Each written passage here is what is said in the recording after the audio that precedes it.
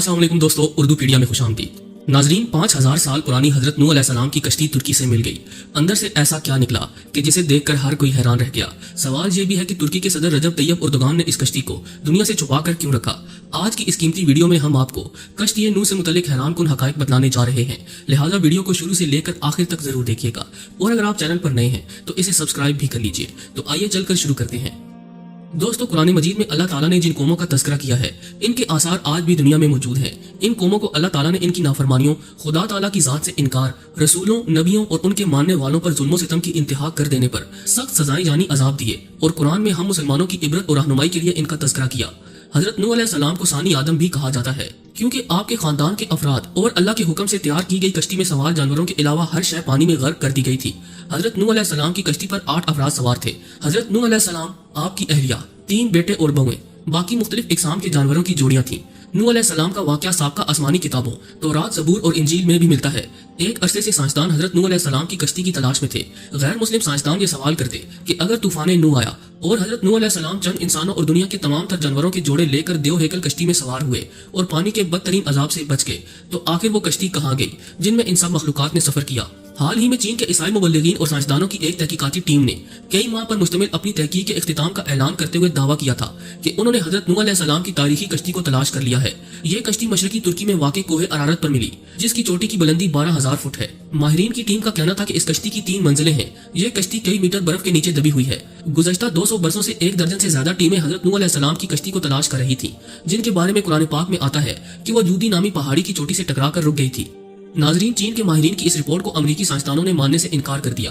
उनका कहना है कि कश्ती की लकड़ी के नमूने जो फ्रांसिक जांच के लिए भेजे गए थे, वो इतने पुराने नहीं हैं कि इनके बारे में वसूख से कहा जा सके कि ये हजरत नूह अलैहिस्सलाम के दौर की कश्ती है। जबकि चीनी माहिरीन की टीम का दावा है कि वो 99% यकीन रखते हैं कि ये वही कश्ती है जो हजरत नूह अलैहिस्सलाम ने 4800 साल कबल अल्लाह के हुक्म से बनाई थी। माहिरीन का कहना है कि इस कश्ती की 3 मंजिलें हैं और इसमें कई बड़े बड़े कमरे भी हैं और इन कमरों में लकड़ी के सतून हैं। अरब अखबारात ने भी इस ज़िमन में सवाल उठाए थे कि क्या वाकई ये हजरत नूह अलैहिस्सलाम की कश्ती है। अरब अखबारात ने लिखा कि चीनी और तुर्क ईसाई माहिरीन ने अपनी तहकीक के लिए कुरान करीम की उन आयात का भी मुतालिया किया था जिसमें कश्ती के सफर को बयान किया गया। माहिरीन का कहना है कि कश्ती के ठहरने के जिस मकाम की निशानदेही की गई वो साइंसदानों को कोहे अरारत की तरफ ले जाती है। गुज़श्ता 20 वर्षों में कई साइंसदानों ने कोहे अरारत का दौरा किया। उनमें से कुछ एक ने पहाड़ी पर बनी कश्ती की शक्ल की चट्टान को ही हजरत नूह अलैहिस्सलाम की कश्ती करार दे दिया। लेकिन चीनी और तुर्क माहिरीन ने पहाड़ के उस बर्फीले मकाम पर तहकीकात की जहाँ दर्जा हरारत -60 डिग्री होता है और पहाड़ के जिस हिस्से में कश्ती की बाकियात दरियाफ्त की गई वो इंतहाई ढलवान और खतरनाक है। रिपोर्ट के मुताबिक इस टीम ने 60 मुख्तलिफ मकामात से हजरत नूह अलैहिस्सलाम की कश्ती का मुशाहिदा किया। ये कश्ती कई जगहों से टूटी हुई है, ताहम मुकम्मल तबाह इसलिए नहीं हुई कि ये बर्फ की दबीज तह में दबी हुई है। कश्ती टूटी हुई होने की वजह से माहिरीन इसके अंदर जा सके। नाज़रीन ग्रामी, चीनी माहिर वेन चेंग ने बाज़ाब्ता एक प्रेस कॉन्फ्रेंस मुनक्किद करके अपनी तहकीक से आगाह किया। कश्ती का मुआयना करने वाले एक चीनी माहिर का कहना है कि कश्ती का हर कमरा 5 मीटर ऊंचा है, इसमें कोई भी जानवर आसानी से समा सकता है। चीनी माहिरीन ने रेडियो कार्बन टेक्नोलॉजी से कश्ती के टुकड़ों का मुशाहिदा किया और दावा किया कि ये 4800 साल पुरानी है।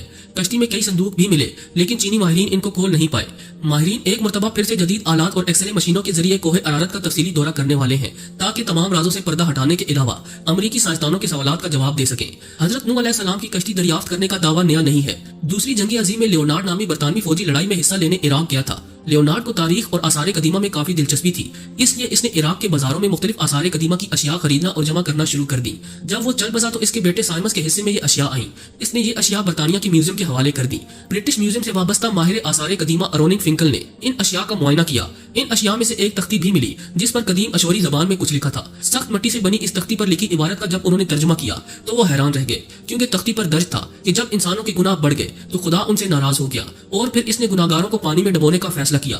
तब फरिश्तों ने वादी दजला और फुरात में आबाद एक नेक इंसान हजरत नूह अलैहिस्सलाम तक खुदा का ये प्याम पहुंचाया कि वो एक कश्ती तैयार करें और इसमें नेक लोगों के अलावा तमाम जानदारों का एक एक जोड़ा भी सवार कर लें।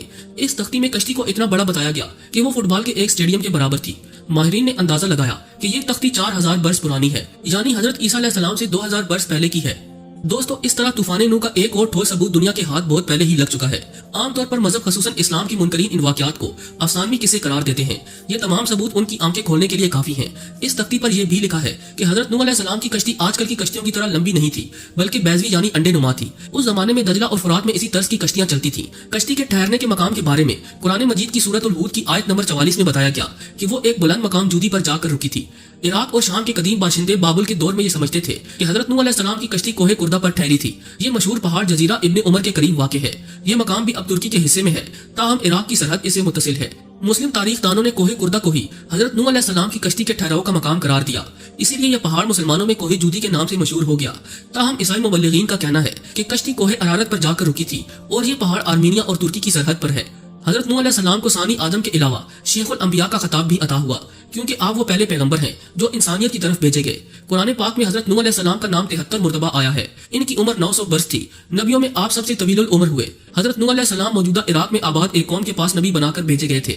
جب بہت واعظ اور نصیحت کے باوجود بھی قوم نے سرکشی نہ چھوڑی تو اللہ تعالیٰ سے آپ نے اپنی قوم کے لیے عذاب مانگا۔ اللہ نے آپ کو ایک کشتی بنانے کا حکم دیا۔